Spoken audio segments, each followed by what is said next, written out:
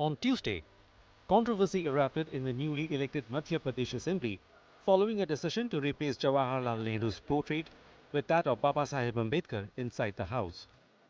While the ruling BJP MLAs defended the move, the opposition Congress members called it a conspiracy to disrespect India's first Prime Minister.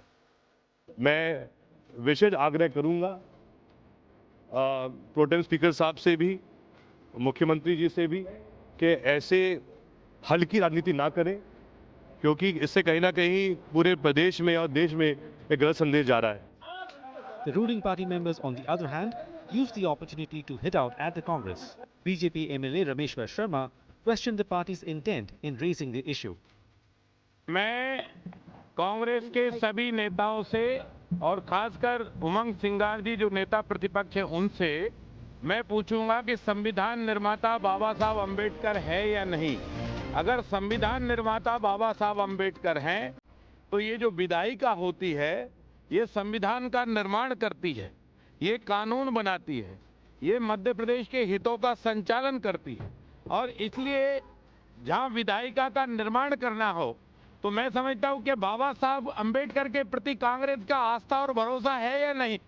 The winter session of the Madhya Pradesh Assembly commenced on Monday and will last for 4 days. ये सर्वदा अनुचित है। हमारे देश के प्रथम प्रधानमंत्री थे और प्रथम प्रधानमंत्री ही नहीं, देश की आज़ादी की लड़ाई में, स्वतंत्रता आंदोलन में गांधी जी के बाद अगुवाई जो कर रहे लोग उनमें से एक, ये अनुचित है।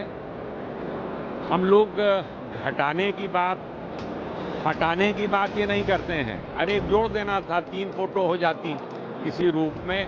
अम्बेडकर साहब भी महत्वपूर्ण हैं, लेकिन ये नहीं बोलना चाहिए कि बाबा साहब नेहरू जी के ही मंत्रिमंडल में कानून मंत्री थे और संविधान सभा की जो प्रारूप समिति जो लिख रही थी उसके अध्यक्ष, संविधान सभा के अध्यक्ष तो डॉक्टर राजेंद्र प्रसाद थे। लेकिन डॉक्टर बाबा साहब अम्बेडकर के उपलब्धियों को कमतर नहीं आंका जाना चाहिए। उनका भी स्थान वहाँ है और पंडित जवाहरलाल नेहरू का स्थान होना ही चाहिए।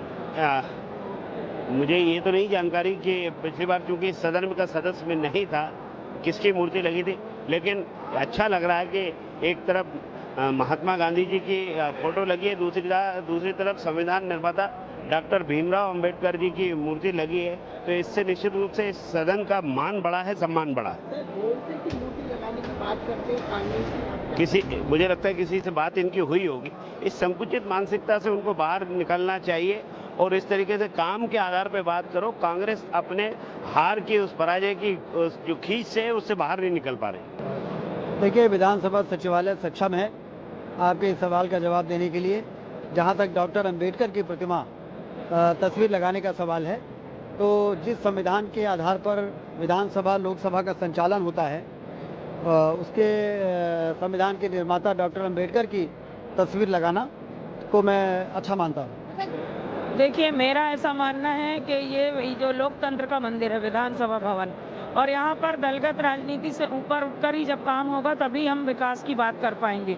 लेकिन मुझे ऐसा लग रहा है कि पंडित जवाहरलाल नेहरू जो कि भारत देश के पहले प्रधानमंत्री थे और उनकी जो तस्वीर हटाए जाना कहीं ना कहीं मुझे राजनीतिक दुर्भावना से ग्रसित बात लग रही है। देखो, मुझे जो लग रहा है कि फोटो पंडित जवाहरलाल नेहरू जी की फोटो हटाना तो नहीं चाहिए, लेकिन ये भी जरूरी है कि बाबा साहेब अम्बेडकर की फोटो भी लगाना चाहिए।